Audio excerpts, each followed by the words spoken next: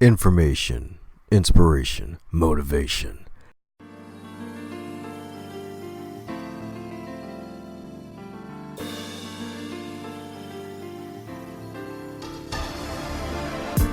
You are now listening to the Going North podcast, where you're going to get all three of those things and more. I'm your host, author, speaker, and book enthusiast, Dom Brightman. And every week, we're going to be hearing from an author who's going to share their expertise to help you charge forward in life. Now let's get on with the show.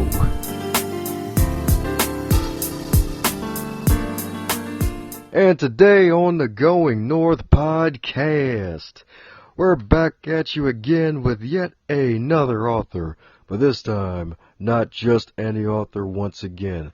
Man, oh man, we got one heck of a powerhouse once again, baby. Because this wonderful guest right here has a PhD from the School of Hard Knocks, baby. Man, there's like Hard Knocks and there's Sidewalk University. But anyways, this guy has a PhD from the School of Hard Knocks after overcoming unexpected deaths of his parents, being arrested at 17, kicked out of high school, and early economic challenges. But nonetheless, he turned those experiences into teachable moments of leadership and perseverance. And despite never being the smartest person in the room, he earned an academic scholarship to Columbia University. And not only that, he's learned multiple languages and has become an American diplomat. You hear that right, folks? An American diplomat. And he's also has a second career as an author and an international speaker whose mission is to help individuals live, love, and lead more so they can focus on making an extraordinary impact and not just an income. And you're probably wondering who this wonderful person on the podcast I got today. It is the one, the only Andre Valdes. How are you today, sir? You know what? After an introduction like that, I am ecstatic. That's all I can say. I am ecstatic to be on the show, Dom. It's an honor to be with you. I've seen the list of guests that you have on the show, and it really is an honor for me to be here. Oh, yes, sir. It's an honor to have you on the show, too, especially with your expertise, leadership. Leadership is something I love, and plus your book cover is yellow, and that's one of my favorite colors ever. So this is going to be fabulous. Absolutely. Let's do it. Yes, sir, indeed. So I'm guessing the first question is like, man, how'd you get arrested at 17, man? How the heck that happen? You know, that's a great question. No one has ever led off an interview by asking me that. So this is the first for me. Dom, but that's a great question because when I was growing up, I was adopted by my grandparents, and my father was in my life, but not. He was present, but he didn't have a present, and because of that, I think I was just hungry for attention, and I wanted to get attention, and I didn't know it at the time. But what happened was, I had gone to this dark path where I was constantly comparing myself to other kids that I saw that had better lives than me, who had more money, who had parents, who had all these things that I thought I didn't have. And that led me to this dark spiral of just shoplifting. And I was shoplifting all the time, man. And let me tell you something. I was so organized that I would make lists of stuff that I wanted to take before walking into a store, and I would walk out with it. And I thought I was like the Michael Phelps of shoplifting when I was a kid, man. I was around between the ages of 15 and 17, man. I was just notorious for this stuff. And one day I walked into this mall with some friends, and they didn't know I was going to do this, but basically I tried on some clothes. I put some other clothes over it, the ones that I came with, and I walked out. And when I stepped out of the mall, I mean, there must have been like 4 police cars and security cops, mall cops, just waiting for me. So I opened the door, and the next step was a security car. And that led to my first and my last arrest. I realized very quickly that I didn't like sitting in the back of police cars. I didn't like visiting jails. I realized that I'm not a tough guy and that life is not for me. But it was the biggest disappointment was, just watching the look on my grandparents' face and the disappointment that I brought to my family. But I got to tell you that as low as that experience was for me, I had an experience that really had a huge shift for me, because the guy who arrested me, the police officer, he was this tall white man, and I'm a young black kid, and when he saw me, I thought, oh man, I don't know what he's going to do to me. I'm pretty sure he's going to be extra rough. I'm pretty sure, no mercy, all that stuff. I had all these visions in my head of mistreatment. And he looked at me straight in the eyes and he said, "You're a good kid. You don't belong on the streets. I want you to go back to school and finish what you have to do." And that experience was like, at the moment, I didn't realize the impact that it had, but it was really one of those experiences where he helped create a different vision for my life. And I'm so grateful to that guy, because I'm so glad that he had that opportunity to speak to me the way that he did, because I think not a lot of other people would have seen what he saw in me. So that was a long way of answering your question, Dom. Ain't nothing wrong with the long way. Sometimes the long way takes you to the shorter way. Man, oh man, did you ever get the officer's name and thank him later down the road? You know what? Unfortunately, I did not, but I've been curious about looking at my records and finding him and just saying thank you, because that was one of those turning points in my life that could have gone the wrong way, but it really confirmed the power of just speaking life into people, and it's one of those principles that I carry with me as a professional, not just in in a personal setting, but even in a professional setting. Now, fast forward 20 years, and I run my office. I have about 7 people that I directly supervise, and I have 200 people that I indirectly supervise.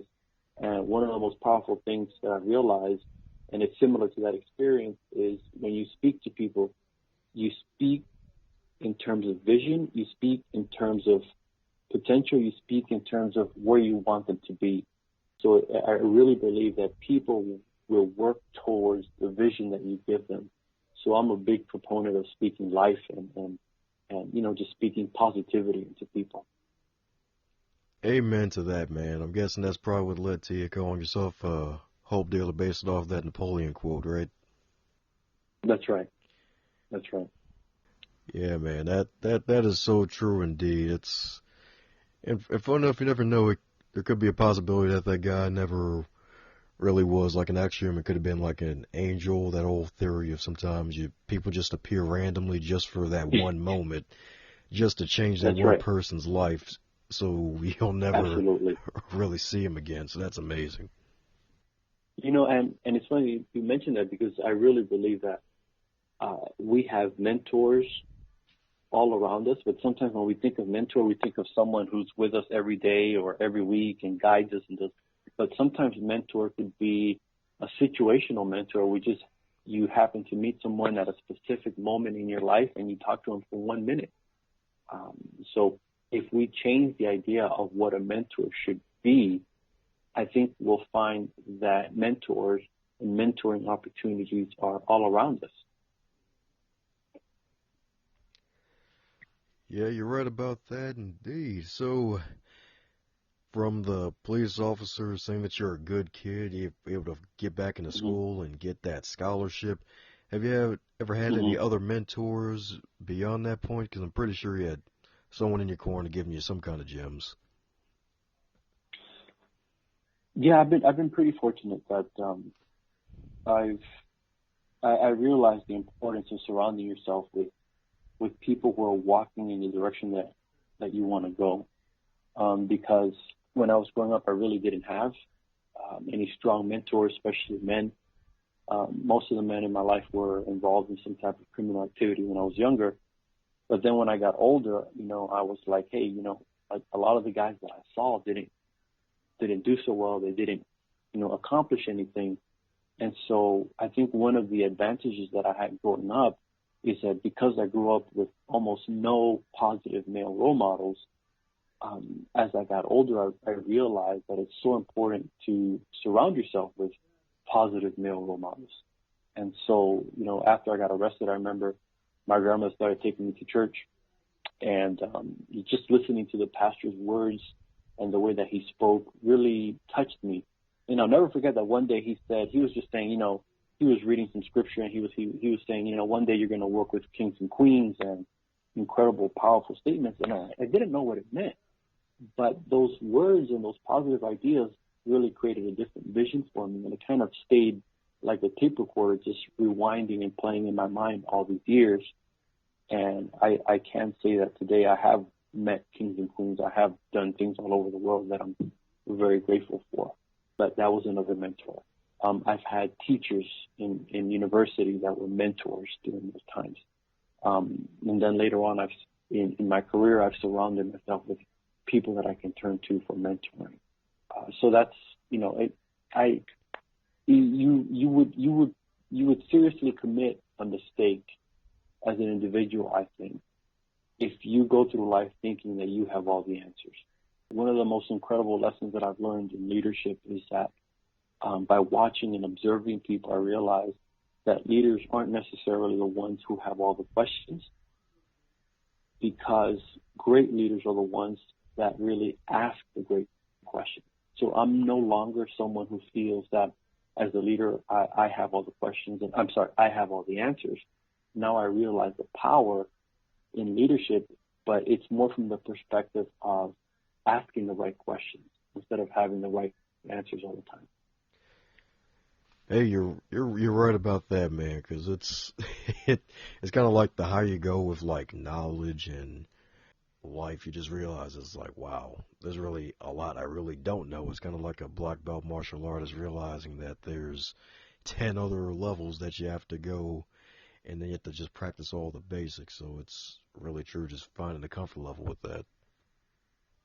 Absolutely. And it takes humility, but I also believe that it takes a certain amount of confidence, not arrogance, confidence, because I've learned by watching other people. I'll give you an example. A few years ago, I was in the same room with President Obama. I was working at the U.S. Embassy in Havana, Cuba, and he was there. And I was just watching him for 2 days, observing him, and I noticed how confident he was. But one of the things that I realized is that his confidence didn't come from his position. It came from knowing and being comfortable with who he was.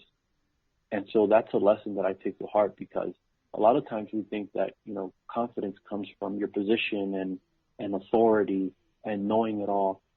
But in actuality, true confidence comes just with being comfortable with who you are, knowing who you are, understanding your strengths, and understanding your weaknesses.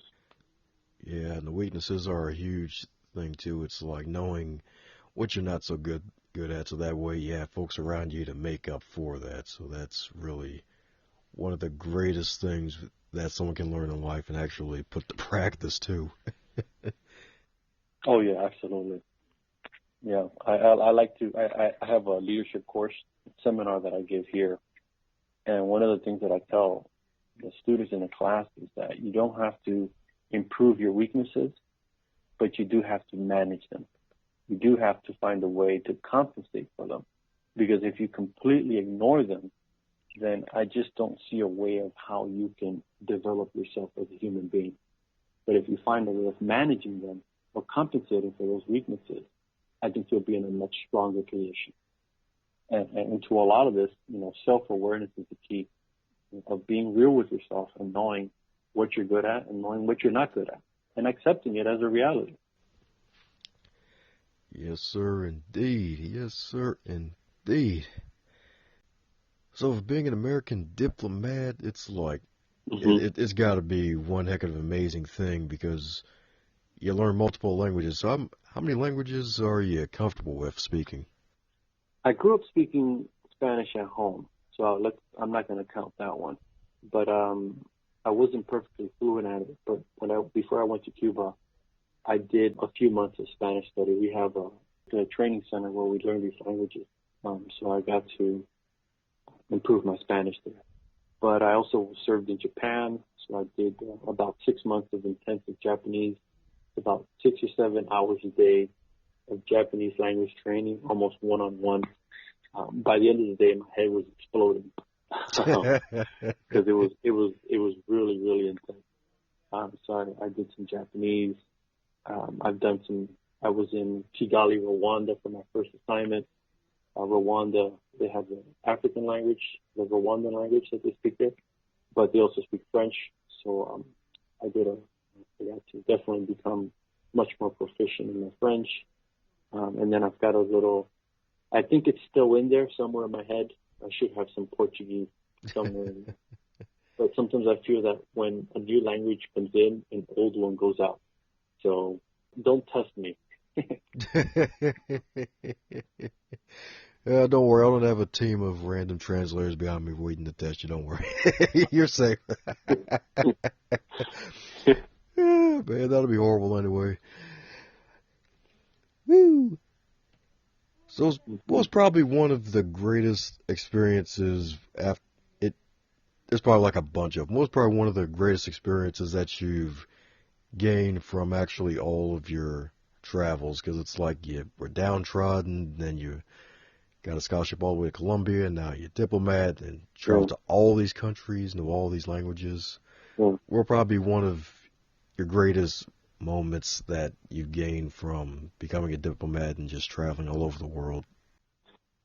I love the fact that I get to represent my country, but narrowing it down to one experience is just so difficult because I feel like it's all like a package. Because when I think about the first half of my life, there was a time with my grandparents where we lived in a factory for 2 years, and every day after school, I remember I go play street football or basketball with my friends. And then at nighttime, when it was time to go home, my friends would go home, and I would pretend to be going home, but I was actually going to the factory where we slept. And, when I think back, when I fast forward now and I catch up with my friends and I think back to where I was back then, sometimes like I can't believe the journey that I've been through. Being able to go to my dream university, being able to travel the world, to learn languages, all these things combined, sometimes I think back and I really can't believe that I've been able to accomplish these things. And so it's hard for me to find one specific event, but, meeting world leaders, all this stuff is fantastic. But, for me, I think the biggest or the most important experience for me was getting married, having 3 kids, and doing my best to be a great husband and a great father to my kids. I don't think any financial or professional experience can really top that because, I didn't really see that growing up. And so now that I'm trying to do it on my own, have my own family, my own kids, that for me is my definition of success. Because I think it's so important that people be very careful because we're in a culture right now where we're constantly consuming other people's ideas of success.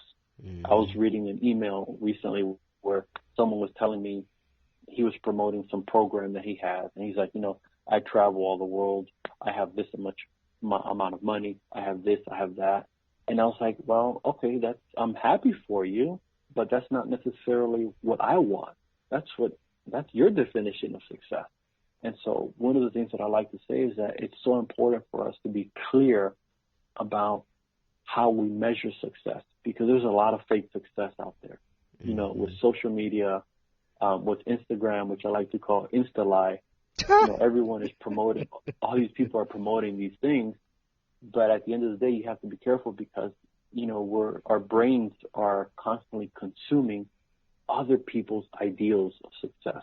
And it's so important that we take a break and we really know, okay, how do you define success? What's your vision for success? Because if not, it's like you'll find you'll be comparing yourself to things that you don't really want. It's what other people want, but it's not really what you want. So true, so true. Mm-hmm. Value bombs, as they say in some circles, that so true. And in Insta-Live, it's like, yeah, some folks out there, it's like That Lamborghini could be rented. You could have just found a good That's, angle at a party. It's like, that's right. You walked by a Lamborghini and you took a picture. And Dom, I'm not against social media. I'm not against any of that stuff. I think it's fantastic. But I think we just need to be intentional about the media that we're consuming and how we're consuming it. Because not everyone out there is who they say they are. And even if they are, it doesn't mean that's the life that's for you.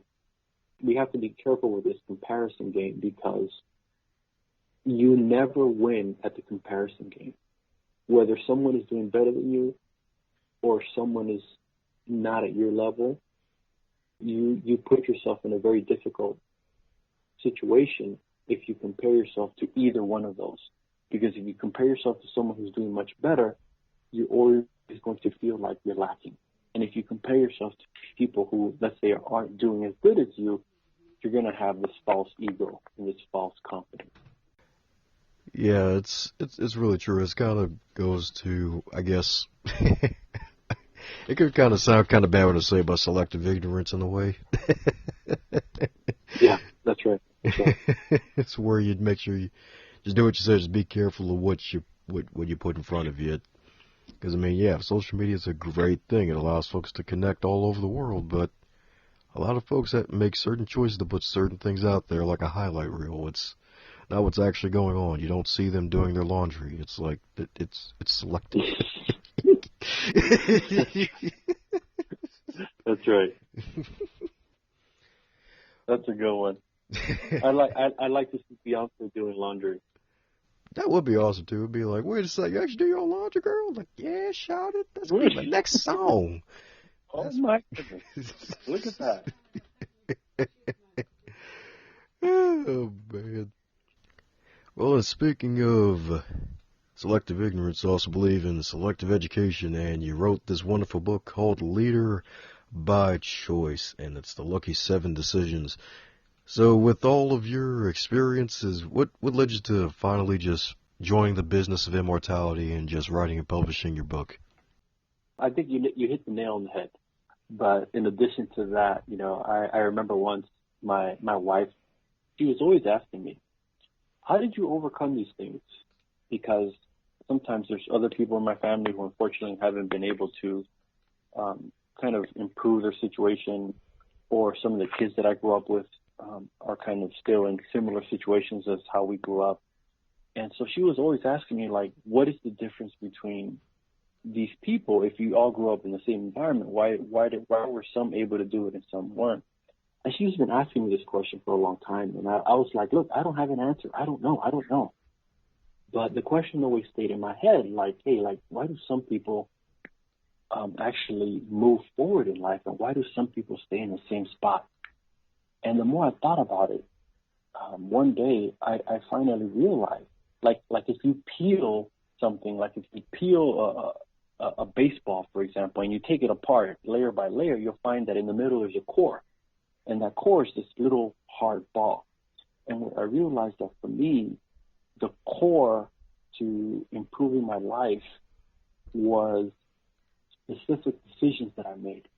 And the more I thought about it, I actually narrowed it down to 7 specific decisions that I made that I also see in some other people's lives, and that it's really simple decisions, but sometimes we don't take the time to kind of reflect on these types of decisions. And so I narrowed it down to those 7 core decisions, and what I realized about them was that those 7 decisions really focus on 3 areas of life. Number 1 is purpose, number 2 is passion, and then number 3 is perseverance. Because I feel strongly that when you have a good understanding of your purpose, when you have a good understanding of things that you're passionate about or things that you just really care about, and when you understand that you have the ability to persevere, I really feel that it takes your life to the next level. Oh yeah. And so that's one of the reasons. That's one of the reasons why I wanted to write that, because, like, I realized that before, like when I went to Columbia University, I took a leadership class, and at the end of the class, I didn't really learn much. We studied about all these fantastic world leaders, big CEOs from big companies, but I didn't really connect with them. I didn't feel that I was a leader myself after that.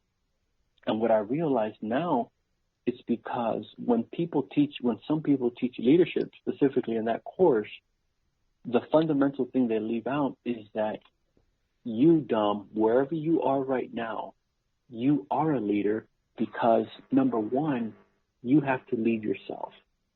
You see, when people talk about leadership, if you look at the aisles in bookstores or when you search for books on Amazon, leadership books are normally under business because we have this idea that leaders are people who are in business, or leaders are people who are generals or four-star generals or leaders in the military. We have this idea. But what I wanted to show to regular people is that each one of us is a leader already, but we just haven't had the opportunity to develop the leadership mindset, right? Because we've been thinking that the leader is the boss in your company, the manager in the company, the person who is above you. And it's really important that we shift that mindset and we start seeing ourselves as leaders so that we can start acting like leaders.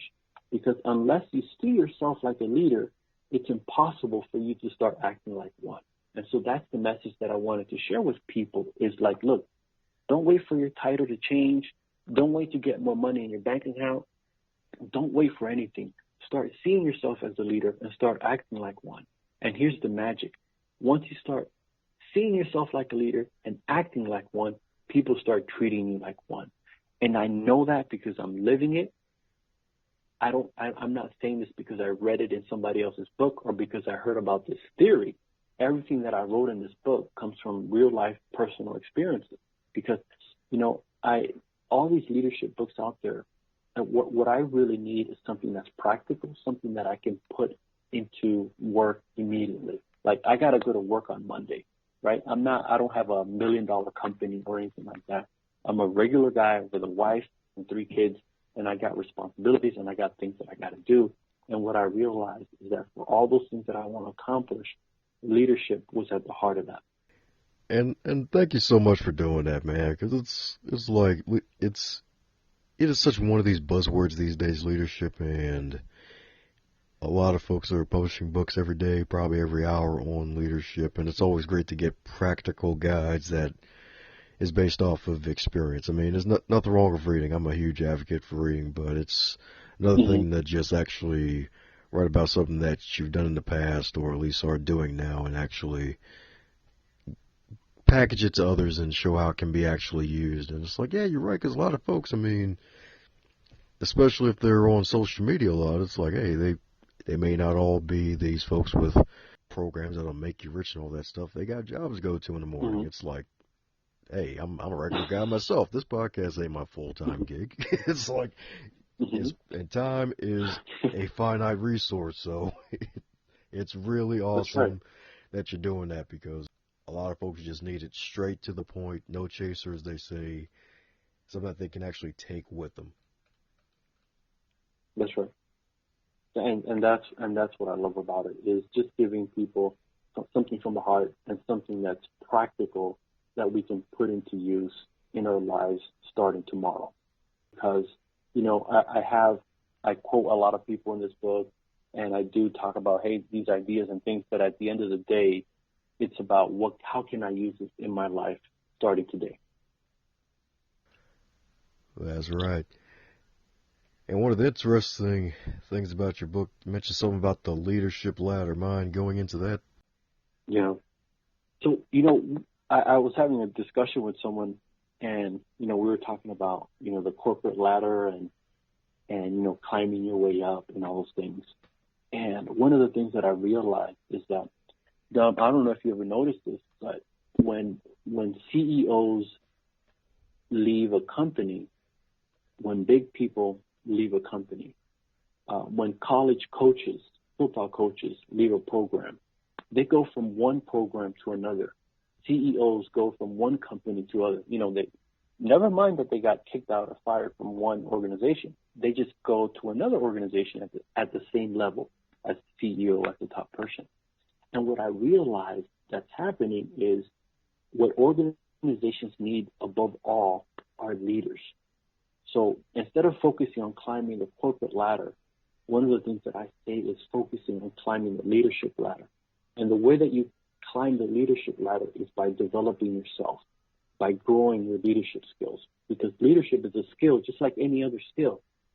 People have this idea that you have to be born a leader. And I really don't like to get into that argument because I think it's irrelevant. Are there people who are born with certain skills that are conducive for leadership? Yeah, I'm sure there are. But here's the thing here's the message that I want to give to people. It's whether you're born a leader or not, it doesn't matter. What matters is if you're making the decision to lead, right? Because I think the problem is a lot of us don't make that decision where we decide that we'd like to start leading. So when I go back to the examples of CEOs and these people who lead organizations, there's always a demand for these people. And it's because the skill that they have is leadership, right? So we spend so much time focusing on the corporate ladder and climbing the corporate ladder. But really, if you build your leadership skills, that's something that you will have with you for the rest of your life and that you can take with you. That's what organizations are really looking for. There's certain skills that not everyone spends the time in developing. And what organizations need most are people who really have strong leadership skills.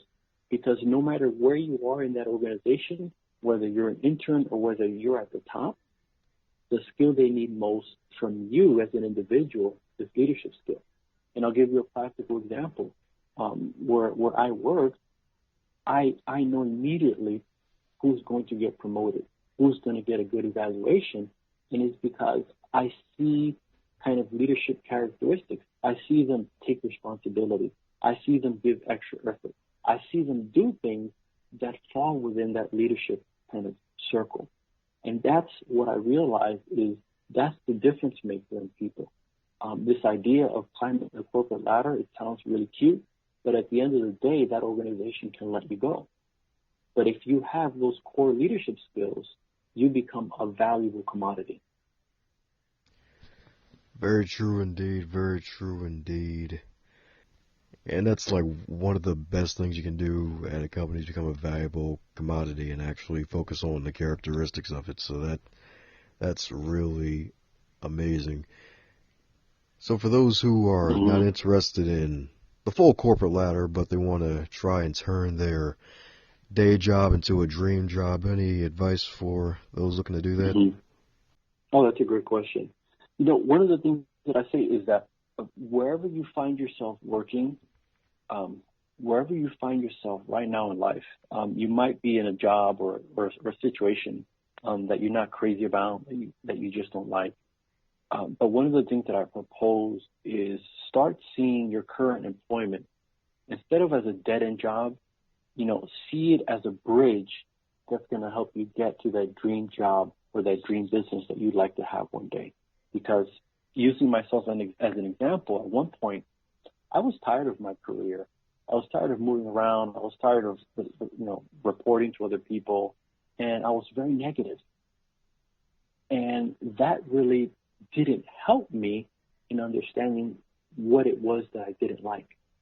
It wasn't until I started getting clear about what I didn't like and understanding what are the steps that I have to take to get to that next position or that next thing that I want, that I started to get clear on how to do it. So what I did was, without having to change careers, I got clear on what is that I want to do next with my life, and now I fill in the dots. I fill in the blanks by focusing little by little on what it is that I do want to do.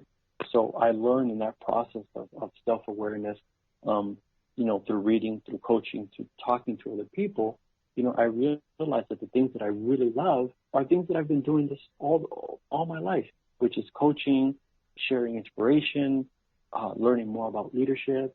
And so I took baby steps, right? I didn't have to start a new career. I didn't have to quit my job. I didn't have to do any of that. I took baby steps. The baby steps for me were starting a blog, learning how to write a book, eventually writing a book. I joined Toastmasters because I realized through my job that I love public speaking. And so now I'm basically using my current career as an opportunity to develop the skills that I need and that I love so that eventually I could use it when I go out on my own. But I didn't force myself. I didn't just quit and then try to start something new.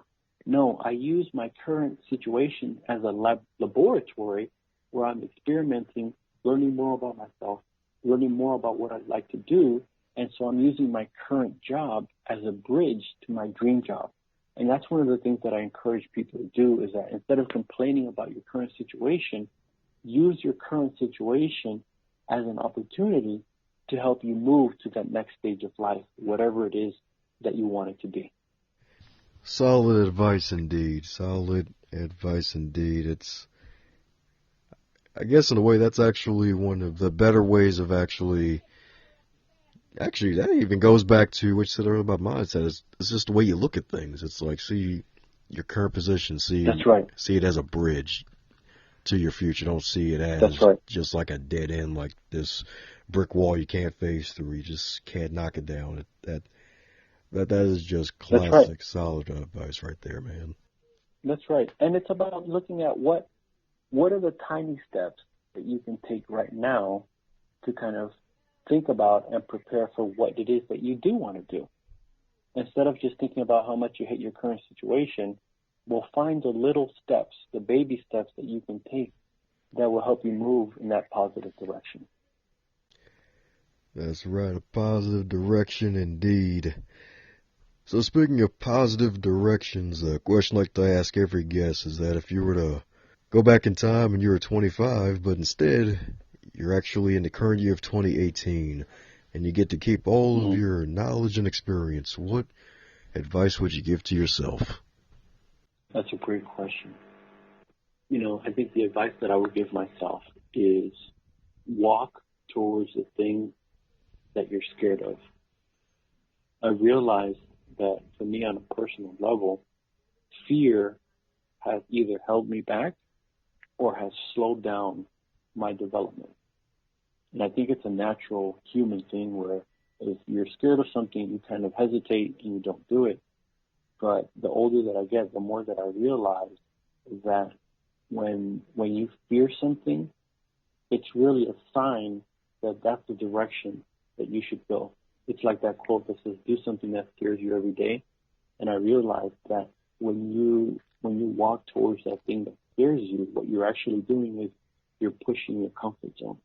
And when you push your comfort zone, what happens is it brings out a whole new different perspective on life, on what you can accomplish. It's like you're no longer trapped or confined to these artificial boundaries that you used to have. And so, to push your comfort zone, and to overcome fear, you don't have to jump out of planes or do something crazy. Just take a few steps towards something that, you're a little bit nervous about, that you're a little bit, scared about, and see what happens. A perfect example for me was I joined Toastmasters. And when you join Toastmasters, you have to give speeches. Well, you have to start off with an introductory speech.